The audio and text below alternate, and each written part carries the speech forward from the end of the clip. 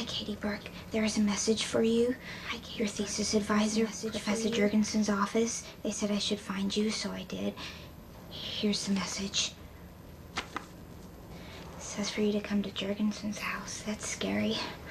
How's your thesis coming anyway? It's almost done. How's yours? Turned it in. Ms. Burke, I'd like to have you meet Wade Handler. He's a police officer. Hello. Hi. Mr. Handler has a line of inquiry. That's detective, Professor. Detective. Detective Handler has a line of inquiry that he's forcing upon the college. Force? Oh, no, we don't use force, not in the People's Republic. We ask politely, because the college is good for the tax base, which is good for the community, which is good for everybody. So, Catherine Burke. Katie. Katie. I'm investigating a young man who's a student here. Embry Larkin? Something happened to him? Well, that's what I'm trying to find out. What was your relationship? He was my boyfriend. Detective, this college is very proactive about the privacy of its students. Well, I understand, Doctor. I'll be gentle. So, he was your boyfriend? He disappeared. He left school. He disappeared or he left school? Which? Both, I think. I haven't heard from him. Not once? Not even once. Do you have any idea where he might be? No. That's fine. Thank you for your time. Here's my card. If you think of anything else, just give me a call, all right? How's your thesis coming? I'm learning so much. Do you have a draft for me? Close, really close. Let's preserve our old norms. Go home, leave it alone. Let's preserve our old norms. Go home, leave it alone.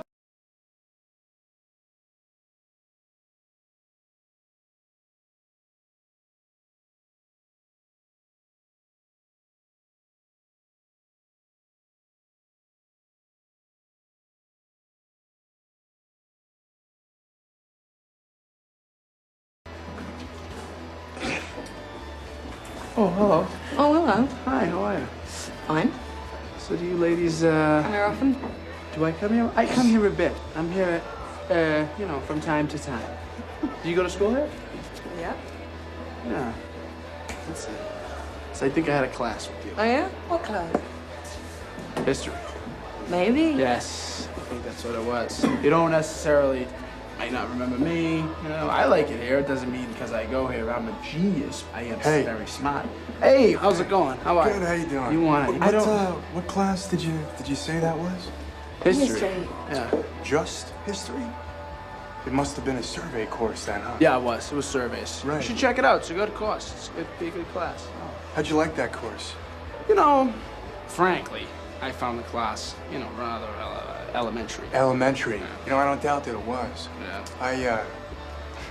I remember that class. It was just between recess and lunch. Clark, why don't you go away? Why don't you relax? Why not go away? I'm just having fun with my new friend, that's all. Wait, we could have a problem? No, I don't understand. no. There's no problem here. I was just hoping you might give me some insight into the evolution of the market economy in the southern colonies. My contention is that prior to the Revolutionary War, the economic modalities, especially in the southern colonies, could most aptly be characterized as agrarian pre-capital. All right. Of course that's your Hang on a contention. second. You're a first-year grad student. You just got finished reading some Marxian historian, Pete Garrison probably. You're gonna be convinced of that till next month when you get to James Lemon. Then you're gonna be talking about how the economies of Virginia and Pennsylvania were entrepreneurial and capitalist way back in 1740. That's gonna last until next year. You're gonna be in here regurgitating Gordon Wood, talking about, you know, the pre-revolutionary utopia and the capital-forming effects of military mobilization. As a matter of fact, I won't, because Wood drastically underestimates the impact of social Wood drastically underestimates the impact of social distinctions predicated upon wealth, especially inherited wealth. You got that from Vickers. Work in Essex County, page 98, right? Yeah, I read that too. Were you gonna plagiarize the whole thing for us? Do you have any thoughts of your own on this matter? Or is that your thing? You come into a bar, you read some obscure passage, and then pretend you pawn it off as your own idea just to impress some girls? Embarrass my friend? See, the sad thing about a guy like you is in 50 years, you're gonna start doing some thinking on your own, and you're gonna come up with the fact that there are two certainties in life. One, don't do that.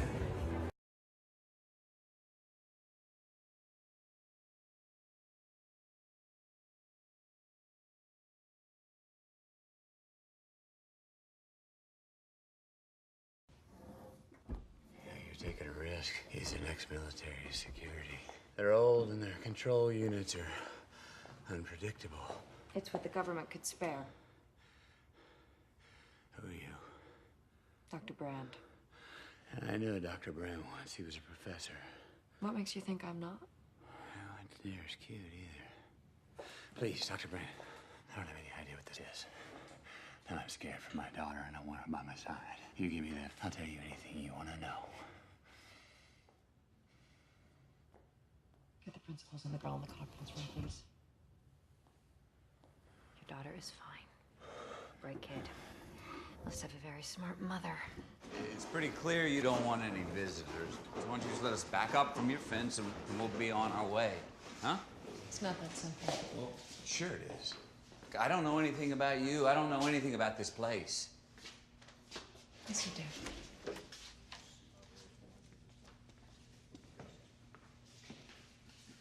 Dad! Hello, Cooper. Professor Brand. Explain to me how you found this facility. Kind of accidentally sort of stumbled upon it. We were on a salvage run. We came You're across sitting your in the fence. best kept secret in the world. Nobody stumbles in here. Nobody stumbles out. Cooper, please cooperate with these people. Look, it's kind of hard to explain. We learned these coordinates from an anomaly. What sort of anomaly? I hesitate to term it supernatural, but it definitely wasn't scientific You're initially. gonna have to be specific, Mr. Cooper, right now. It was gravity.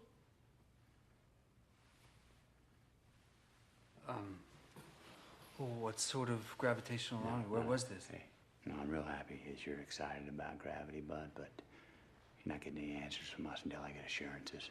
Assurances? Yeah. Like that we're getting out of here, and I don't mean in the trunk of some car. Don't you know who we are, Coop? No, Professor, I don't. You know my father, Professor Brand. We're NASA. NASA? NASA. The same NASA you flew for.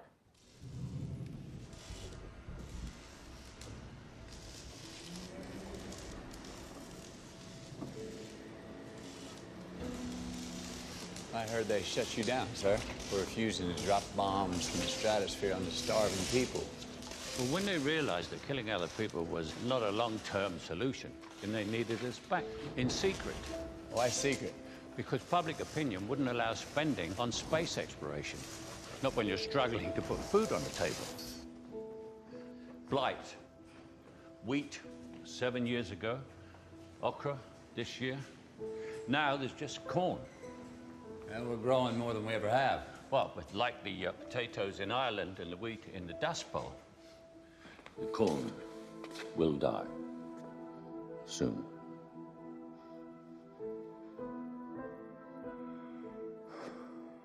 We'll find a way, Professor, we always have. Driven by the unshakable faith, the earth is ours. Well, not just ours, no. But it is our home.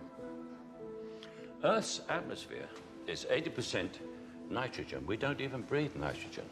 Blight does, and as it thrives, our air gets less and less oxygen. The last people to starve will be the first to suffocate. And your daughter's generation will be the last to survive on Earth. Murph was feeling a little tired and was wondering if she could take a nap in my office. Yeah. Okay.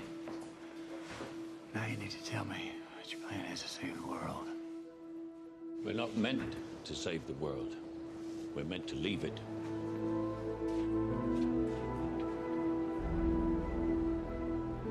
Rangers.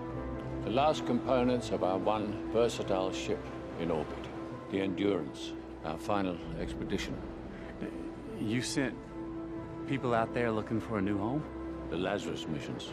Well, that sounds cheerful. Lazarus came back from the dead.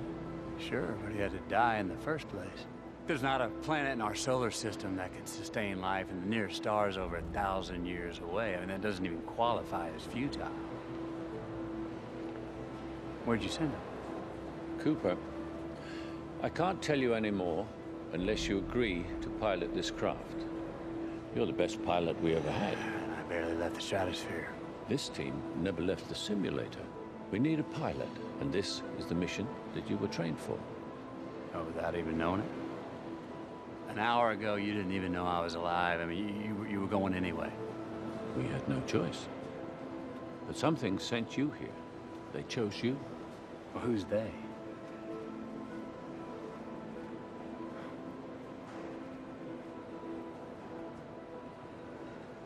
How long would I be gone? Hard to know. Years? I've got kids, Professor. Get out there and save them. Who's they? We started detecting gravitational anomalies almost 50 years ago. Mostly small distortions to our instruments in the upper atmosphere. In fact, I believe you encountered one yourself. Yeah, over the Straits. I crashed, something tripped my fly-by-wire. Exactly. But of all these anomalies, the most significant is this. Out near Saturn, a disturbance of space-time. Hit a wormhole? It appeared 48 years ago. And it leads where? Another galaxy. A wormhole's not a naturally occurring phenomenon. Someone placed it there. They? And whoever they are, they appear to be looking out for us. That wormhole lets us travel to other stars. Came along right as we needed it. They've put potentially habitable worlds right within our reach. 12, in fact, from our initial probes. You sent probes into that? We sent people into it 10 years ago.